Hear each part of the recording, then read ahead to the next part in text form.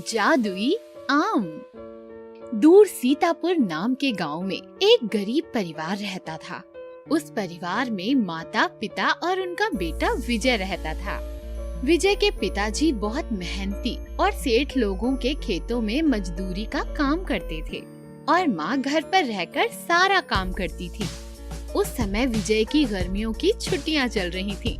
उसके पिताजी रोज सुबह उठकर उनके आंगन में लगे एक बड़े से आम के पुश्तैनी पेड़ को पानी देते और उसकी बहुत देखभाल करते और फिर अपने काम पर निकल जाते थे। विजय को उस पेड़ के आम बहुत स्वादिष्ट लगते थे और वो उन्हें बड़े चाव से खाता था। वो रोज सुबह उठता और आम तोड़ लेता। उसके पिताजी ने कई बार उसे समझाया कि आम के पेड़ को वो रोज पानी डाले और उसकी प्रार्थना करे, पर विजय बहुत ही मनचला था। वो कभी भी किसी की नहीं सुनता था और घर के काम में भी हाथ नहीं बटाता था। विजय की माँ जब भी उसे कोई काम करने को बोलती, वो घर से बाहर चला जाता था और सारा दिन बाहर घूमकर शाम को पिताजी के आने से पहले घर लौट जाता था। विजय के पिताजी उसे रोज सुबह उठने को कहते और साथ ही प्रार्थना कर आम के पेड़ को पानी डालने के लिए कहते, पर विजय वो उनकी एक ना सुनता। उसकी माँ उसकी इस आदत को लेकर काफी परेशान रहती थी, पर उसे बहुत समझाने पर भी वो सबको अनसुना कर देता था। एक दिन सुबह विजय के पिताजी रोज की तरह विजय को उठाने की कोशिश कर रहे थे। विजय, उठो बेटा, सुबह हो चुकी है। देखो कितनी शानदार सुबह है। उठ जाओ, थोड़ी कसरत कर लो और आम के पेड़ में पानी डाल दो। फिर आज हम साथ खेत चलते हैं। विजय को वापस से थपथपाते हुए। उठो बेटा विजय। विजय की नींद टूटती है और वो अचानक से चिढ़कर बोलता है, क्या रोज सुबह सुबह मुझे परेशान करते हो? मुझे नहीं करनी कसरत, नहीं डालना पानी और मुझे खेत भी नहीं जाना। आप मेरी रोज बस नींद खराब करते हो। बेटा विजय, वो हमारा पुश्तैनी पेड़ है। कई सालों से हमारे घर के आंगन में है और उस पे लगे आम काफी खास हैं। वो आम बाकी आमों की तरह ही है। मैं पुश्तैनी चीजों और उस आम के पेड़ से प्रार्थना करने में कोई विश्वास नहीं रखता। विजय वहाँ से उठकर बहुत गुस्से में घर के बाहर निकल जाता है। उसके पिताजी उसका ये स्वभाव देखकर बहुत दुखी हो जाते हैं और उसकी माँ से कहते हैं, ये हमारी बात क्यों नहीं मानता? क्या मैं कुछ गलत कहता हूँ मालती? अगर अभी से विजय ऐसे ही आलसी रहेगा तो वो आगे जाकर क्या करेगा? मैं कुछ सोचकर ही उससे कुछ करने को बोलता हूँ। मैं आपकी चिंता समझ सकती हूँ और मुझे भी यही डर लगता रहता है। विजय जैसे जैसे बड़ा हो रहा है वो बिल्कुल भी हमारी बात नहीं मानता है। मैं बूढ़ा होता जा रहा हूँ, वो कब समझदार बनेगा? सही और गलत की पहचान उसे ही करनी होगी। और फिर वो अपना सामान लेकर खेत की ओर निकल जाता है। उसी रात विजय के पिताजी की तबीयत काफी बिगड़ जाती है। उसके पिताजी को इस हालत में देख विजय और उसकी माँ दोनों घबरा जाते हैं और विजय मदद लेने के लिए पड़ोस के लोगों को बुलाता है, पर उन सबके वहाँ पहुँचने से पहले ही उसके पिताजी दम तोड़ देते हैं। विजय की माँ जोर जोर से रोने लगती है और विजय के पैरों तले जमीन खिसक जाती है। उसका शरीर एकदम सुन्न पड़ जाता है और कई दिनों तक वो सदमे में रहता है। धीरे धीरे वो लोग और गरीब होने लगते हैं और विजय की माँ काम की तलाश में घर घर घूमने लगती हैं और वो ये देखकर बहुत जोर जोर से अकेले में रोता है। वो घर पहुँचता है और अपनी माँ के पैर छूकर उनसे माफी मांगता है। मुझे माफ कर दो माँ, मैं बहुत शर्मिंदा हूँ। तुम्हें कहीं जाने की जरूरत नहीं। आज से मैं बहुत मेहनत करूँगा और आपका ध्यान भी रखूंगा माँ। अगले ही दिन विजय अपने पिताजी का सामान लेकर दूसरों के खेतों पर काम करने लगता है और रोज सुबह काम पर जाने से पहले वो उस आंगन में लगे आम के पेड़ से प्रार्थना कर उनमें पानी डालता है और रोज कड़ी धूप में मेहनत करने लगता है और साथ ही घर आकर अपनी माँ का भी हाथ बटाता है। धीरे धीरे वो पूरा घर संभालने लगता है और ऐसे ही दिन गुजरने लगते हैं। अब विजय और मन लगाकर काम करने लगता है। एक दिन जब विजय बहुत ही गहरी नींद में होता है, उसे सपने में उसके पिताजी दिखाई देते हैं। विजय बेटा, तुम्हारे अंदर ये बदलाव और मेहनत देखकर मैं बहुत खुश हूं। मैं काफी दुखी हूं कि मैं जाते जाते तुम्हें कुछ दे न सका, पर मेरे पास तुम्हारे लिए एक खास चीज है। याद है ना हमारे आंगन का आम का पेड़? उसके आम बड़े खास हैं। कल पूर्णिमा की रात है। तुम उस पेड़ से प्रार्थना करना और रात में जब पूरा चांद दिखाई दे तब उसे पानी देना, और फिर तुम्हें उस पेड़ से एक खास आम मिलेगा जो तुम्हारी सारी परेशानियां हल करेगा। सपना टूटते ही विजय को यकीन नहीं होता, पर फिर भी उसे अपने पिताजी के सपने वाली बात याद रह जाती है और सारा दिन काम पर वो उसी सपने के बारे में सोचता रहता है। सारा काम खत्म कर विजय घर पहुंचता है और उसकी माँ उसके लिए खाना लगाती है। विजय थाली में खीर पूड़ी देखकर बहुत खुश होता है। अरे माँ, आज खीर पूड़ी बनाई है, मेरी पसंदीदा। हाँ बेटा, आज पूर्णिमा है ना, पूरा चांद निकला है और हमारे घर हमेशा इस दिन यही बनता है। तुम्हारे पिताजी को भी तो आज के दिन खीर पूड़ी खाना बड़ा पसंद था। विजय को सब कुछ समझ आने लगता है। शायद उसके पिताजी सच बोल रहे हों और वो यही सोचकर रात में जब उसकी माँ सो जाती है, विजय उस पेड़ के पास जाता है और उसे पानी डालकर हाथ जोड़कर प्रार्थना करता है और अपने पिताजी की कही बातों को याद करता है। जैसे ही विजय ऊपर पेड़ की तरफ देखता है तो बड़े से चांद की रोशनी में उसे एक जगमगाता हुआ और सबसे अलग एक आम दिखाई देता है और अचानक से उस आम में से एक आवाज आती है। विजय, यही नाम है ना तुम्हारा? तुम्हें मेरा नाम कैसे पता और तुम बोल कैसे सकते हो? मैं कोई मामूली आम नहीं हूँ विजय, मैं एक जादुई आम हूँ और तुम्हारे अंदर के बदलाव और सेवा देख मैं यहाँ तुम्हारी मदद करने आया हूँ। तुम जो चाहे मुझसे आज मांग सकते हो। नहीं जादुई आम, पिताजी के जाने के बाद ही मुझे पता लगा कि मेहनत क्या होती है। मुझे तुमसे कुछ और नहीं चाहिए, पर मैं बस इतना चाहता हूँ कि ये पेड़ आमों से हमेशा भरा रहे और इस पेड़ के आम सबसे स्वादिष्ट हों। तुम्हारी बात सुनकर बहुत अच्छा लगा। जो तुमने मांगा है वो जरूर पूरा होगा। और फिर वो आम वहाँ से ये कहकर गायब हो जाता है।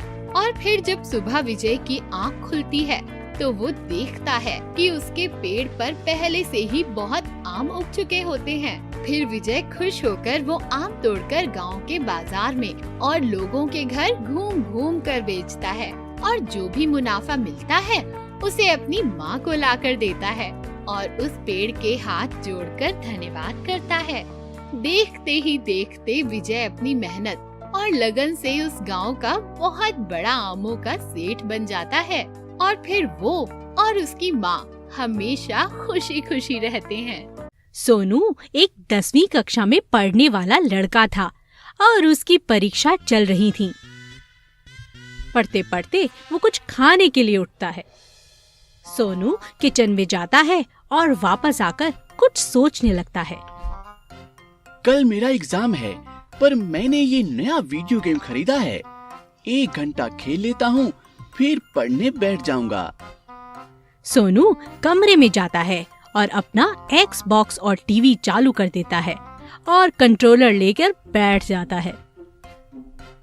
आज मैं कार रेसिंग वाला गेम खेलूंगा। बस मम्मी पापा कुछ घंटों बाद घर आएंगे। तभी वहाँ सोनू की जुड़वा बहन स्वीटी वहाँ आ जाती है। क्या तुम्हें पढ़ना नहीं चाहिए? हाँ, बस 1 घंटा ही तो बैठ रहा हूँ।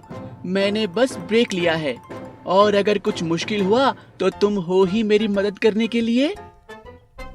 अगर तुम ऐसे ही करते रहे तो हम एक क्लास में नहीं रहेंगे। फिर कैसे करूँगी मैं तुम्हारी मदद? हाँ, देखते हैं क्या होता है।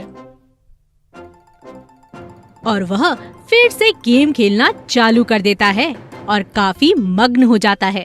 तेज तेज और तेज और तेज।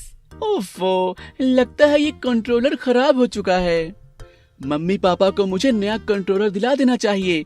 मैं इतना पढ़ाकू हूँ, इतनी मेहनत करता हूँ, पर क्या करूँ, ये टीचर मुझसे जलते हैं और मुझे फेल कर देते हैं। सब मेरे पीछे पड़े हुए हैं। सोनू गेम खेलने में बहुत मग्न हो जाता है और फिर उसे कार के गेट के बंद होने की आवाज आती है। अरे नहीं, 1 घंटा भी नहीं हुआ और मम्मी पापा वापस आ गए। अगर मुझे गेम खेलते देख लिया तो बहुत डांट पड़ेगी। वो जल्दी से सब बंद कर वहाँ से भाग जाता है। बच्चों, हम आ गए। और हम आइसक्रीम भी लाए हैं। सोनू और स्वीटी दौड़ते हुए चिल्लाते हुए नीचे आते हैं।